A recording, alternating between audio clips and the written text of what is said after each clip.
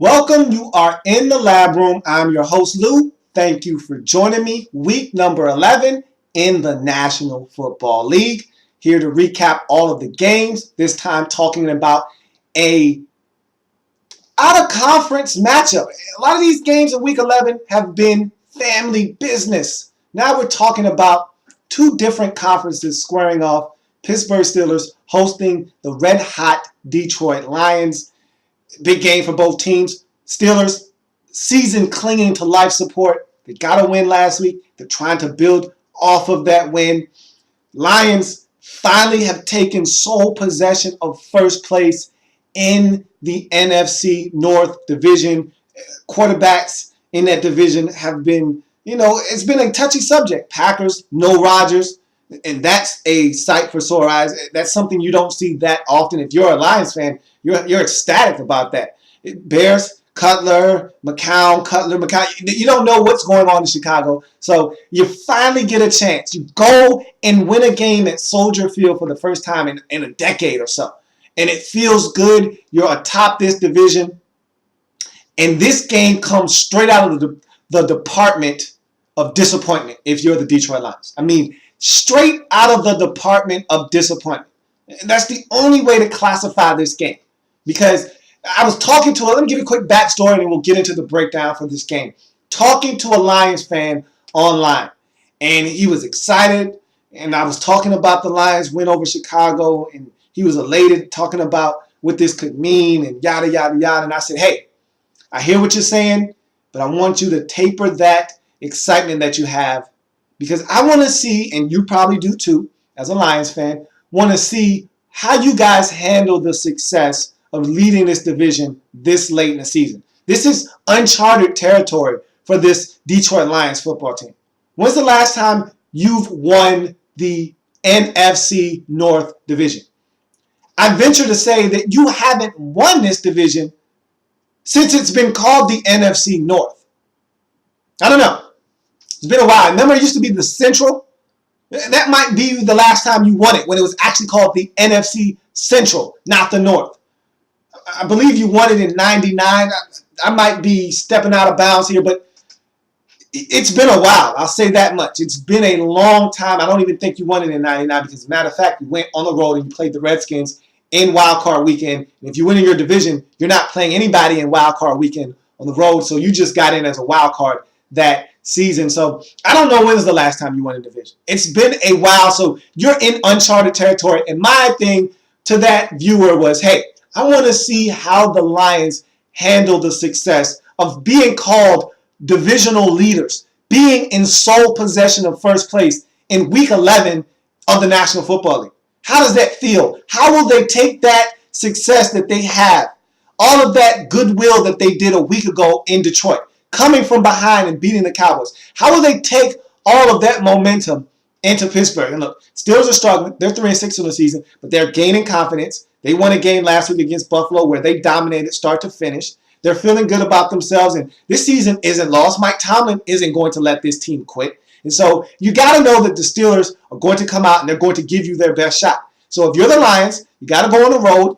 Weather could be a little dicey. We know that Steelers field at Heinz Field is always a little choppy, not the best footing. You got to deal with it. Go out there, find a way to gut it up, and get a win. And that's what I wanted to see from the Lions. I literally sat down and changed the mind of one of my best buddies. He said, no way the Lions lose this game. And I said, look, I'll tell you what. The Lions aren't the best road team in the league. They got a big road win against Chicago a week ago. But I said, that's family business. They know the Chicago Bears as well as anybody in this league. They've been playing the Bears for years. They know the Bears in and out. So I said, that was a huge win. I don't take anything away from them, but that was a win that you could see them getting. I want to see them go on the road and beat some teams. Some teams that they're supposed to beat, some teams that they're not supposed to beat. And I said, I'm not sure about this Lions team on the road quite yet. And I tell you what, let's see how they handle this success, how they go on the road and travel to Pittsburgh, how this defense plays, how this offense plays, how they play as a complete unit. Let's see if they can go on the road and get it done in the Steel City. As for the Steelers, all this controversy about is Ben going to be around? Is he going to request a trade? Is he going to be traded in the offseason? Forget about all of that. It's football time. Time for you to take care of business. Still a lot of games left to be played in this season. And the wild card in the AFC for that sixth and final spot in the playoffs, believe it or not, wide open in the AFC. And even the 3-6 Steelers, if they could get a win against the Detroit Lions, could be right in the thick of things in the AFC. So let's break this game on down now. 6-3 Lions atop the NFC North, sole possession of first place, have a chance to really do some serious damage. Packers on the road in New York, still without Rodgers, probably going to lose that game.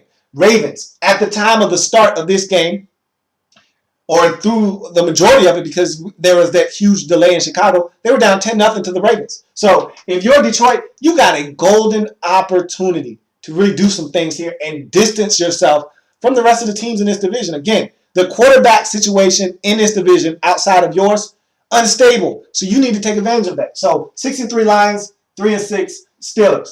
Detroit moves the ball down the field. Stafford misses a wide open Reginald Bush. You can't do this on the road. You can't do this on the road. Maybe you can get away with this at home. Maybe. You got away with it against Dallas. When you turned it over 5 times and the turnover differential was something like -4, you still won the game because you were at home. If you tried those shenanigans in Dallas, you would have been blown out of that stadium. But you were at home. You can get away with some things at home, not on the road. You got to hit Reggie Bush right there. He was wide open. He might score a touchdown on that play. That was 3rd and 3. Then you went 4 on 4th down. Ball skips off of Megatron's hands. It's turnover on downs. So those are type of things you can't have happen on the road. Matthews got to make that play. Reggie's got to catch that football. You got to score that touchdown, or at least, at minimum, get the big play, pick up the first down, get something out of that possession. That was disappointing. Antonio Brown, he devastated the Detroit Lions in this game, early and often. Strikes twice for 2 TDs early in this football game. I'm talking about back-to-back possessions. He was dominant. And if Antonio Brown wants to be a number 1 receiver, I need to see performances like this out of him. He's cried and said, hey, I want to be the guy that gets the football in clutch situations. You keep doing that, you'll get the football in clutch situations. I want to see you open up the sunshine. And he was doing that quite a bit in this game. 2 touchdowns, 34 yards, and 47. Steelers jump out to an early 14-0 lead. If you're Detroit, that's exactly what you did not want to happen early in this football game. But you're a team that can score points. It's not like you're the Kansas City Chiefs, and that 14-point deficit looms large. You're the Detroit Lions. You score points. So you're fine. You just need to stop making mistakes. Stop having drives end in nothing. Go down, score some points. You'll settle down defensively. You'll get back in this game, and you'll do what you're supposed to do if you are serious this season. So, Detroit moves the ball down the field again, but have to settle for a field goal. It's 14-3 again. Field goals don't win games. You know the motto. Field goals don't win games. Touchdowns do. And I'm accustomed to Detroit scoring touchdowns. Didn't happen on this possession, but it's okay. You needed to get something to stop the bleeding. What you did was you put a little bit of Neosporin on that cut, and now you need a Band-Aid. The bleeding has stopped because you got a field goal. Now you need a Band-Aid, and you need to cover it up before it gets infected. So, Reggie Bush fumble leads to a Steelers field goal. So you get the field goal right back that you worked so hard to get. And Reggie Bush has a track record sometimes of putting the ball on the ground. He's not a guy that fumbles all the time. I don't want you to feel like this is a guy that's a fumbler. I don't want you to start labeling Reggie Bush as such, but he's a guy, and this was a inclement weather game, ball a little slippery. He'll put it on the floor. And he did that here. That was a big fumble in the game because, again, you were starting to gain a little bit of momentum. You were driving the football. He puts it on the ground. Steelers recover. They go get a field goal. Now that lead has been extended back out to 2 touchdowns. You're down 14 at 17-3. And then, Howard's to Megatron. He strikes again. Mama, there goes that man again. 79-yard touchdown. And Stafford, I love Matthew Stafford because he knows the number 1 rule. When all else fails, throw it up to Calvin Johnson. I mean, and this was a designed rollout. to get Calvin Johnson the football in one-on-one coverage. It was a beautiful, schematically drawn up play. He rolls out to Stafford. Calvin runs a deep post all the way across the field. Everything action-wise on this play is going towards the strong side of the play. Calvin's going to the weak side. So he's the only receiver going that way. Everything else, motion-wise, going that way. All your drags, your crossers, your deep crossers, all going to the right side of the field. Calvin going back across the left. It's one-on-one with him and Ike Taylor. He beats the brakes off of Ike Taylor, catches the football. Ike tries to come with a worthless arm tackle. We're talking about Heavens to Megatron. We're talking about 6'5", 240 pounds. Man, you don't get out of here with that arm tackle. He shrugs him off like a fly, jogs into the end zone, 79-yard touchdown strike. Stafford to Megatron, 17-10. You're right back in this ballgame. Oh, how quick the tables can turn with this Detroit Lions high-powered offense. So, 17-10. Huge Le'Veon Bell reception leads to a field goal. And the Lions, and this is what I'm talking about again, opportunities to do something big in this game. You got an interception right there in your hands. All right? It's Rasheed Mathis. It's a ball tipped into the air. It's an easy pick, and he drops it. Steelers get a field goal out of that. I mean, these are the differences between you winning a game and losing a game. These are the type of plays that doesn't show up on the stat sheet, but at the end of the game, they add up. Because you could have took 3 points off of the scoreboard on this particular play. Instead, they get the field goal. They go back up by 10 in this game at 20-10. So that's a huge play in this football game if you are the Pittsburgh Steelers. By dodging that bullet, you get a field goal. If you are the Lions, you had an opportunity to take points off the scoreboard, and you don't know what happens with that play. You don't know if he picks that off and goes 57 yards for a touchdown. You don't know if he runs that all the way to the Steelers' 17-yard line, sets you up in prime position to score. You don't know what is to come of that turnover if it happens, but it didn't, and the Steelers get a field goal. It's 20-10. Big gains to Pettigrew and Durham lead to Evans to Megatron once again for another touchdown. It's 20-17. So Stafford is starting to get comfortable, starting to spread the football around to different targets. He's getting Pettigrew involved. He's getting Durham involved. And then he caps it off by getting it to Calvin Johnson. It's now 20-17 as Calvin catches his second touchdown of this game. Joyce Bell, rushing TD right before the half, gives the Lions their first lead at 24-20. And that was a great drive by the Lions to finish off. And it was right after the 2-minute warning, right about 1:54 left. So they kick the football off to the Steelers. The Steelers get horrible field position. They actually back up, have some penalties, couple of missed opportunities. They end up punting from their own end zone. Lions get great field position. But this is another problem. You're getting the football back in Steelers territory. You have a holding call. You would have had this football probably at the 39-yard line with a chance to score not only a field goal, but a touchdown. Instead, you get a holding penalty. They move it back 10 yards. You're basically around midfield or a little bit behind it instead of having it in Steelers territory. So that was a big, big penalty on the Lions. And again, making mistakes on the road. But you find a way to tack on the field goal right before the half. It's 27-20. So you've climbed all the way back out of a 14-0 and a 17-3 deficit to take a 7-point lead at the half at 27-20. So you're feeling good if you're the Detroit Lions. Then things start to happen, and this is where I think coaching might have lost you the football game. Impressive third quarter drive by the Steelers to the Lions' half-yard line. Not the one, the half-yard line. First and goal from the half-yard line. And this is where not being able to run the football effectively comes back to bite you.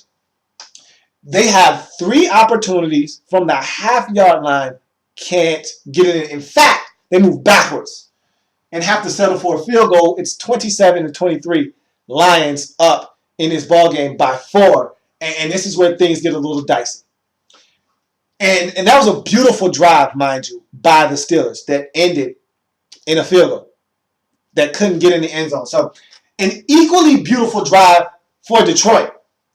and an equally disappointing result. And I misspoke there because it's not equally disappointing. At least the Steelers got a field goal out of their drive. You get nothing out of this lengthy drive because you decide to fake a field goal. And your coach has already come out and said, hey, I defend my decision to fake this field goal. I'm not buying that. That wasn't a good decision. You got to go up by a touchdown there. You got to take the points. As bad as you want to stick that football in the end zone because you've come so far and drove the ball down the field that long, you feel like you deserve a touchdown. I get it. But you got to take the points. You're on the road. You're not at home. You're not at home.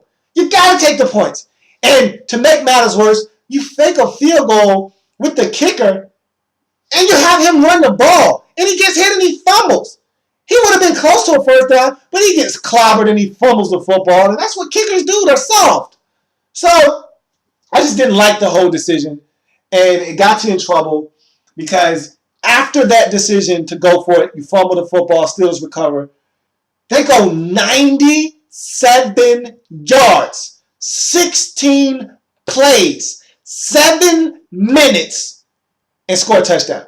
That's the kind of backlash you have when you make a decision to go for it instead of taking the points, essentially. You had to pay for that. Steelers take the lead with that touchdown, 30-27. Stafford ends up being picked off by Will Allen trying to fit it into a tight window. Will Allen gets a solid return. That turns into a Big Ben to Jericho Cotchery touchdown pass, and that was all she wrote. Is the Steelers take the lead by 10, 37-27, which is going to ultimately be your final score in this football game. If you're the Lions, this is a disappointing loss because you rallied back from a 14-point deficit, down 14-0, down 17-3. You come back, you take the lead by a whole score, by a whole touchdown. And then you allow not only Calvin Johnson to not catch the football in the second half, but you allow the Steelers to reel off 17 unanswered points because you made mistakes. L.A.B has an interception in his hands, drops the football. You're on the road. You got to make plays. Maybe at home you can get away with a fake field goal and have it not work. Maybe at home Rasheem Mathis can drop that pick. Maybe at home L.A.B can drop that football. On the road, can't happen. You want to win? Got to catch the football. Got to force turnovers. Got to make the plays when they're there. Got to take the points when they're there. On the road, you did not do that. Steelers score 37 points and beat you at home. 37-27. Big win for the Steelers. It puts them back in the AFC wildcard race now at 4-6. If you're the Lions, like I said, straight out of the disappointing column. I mean, there's no other way to describe this because with this loss, you drop to 6-4. And the Bears end up winning in overtime versus the Baltimore Ravens. So now they're 6-4, and you're tied. Again, atop the division.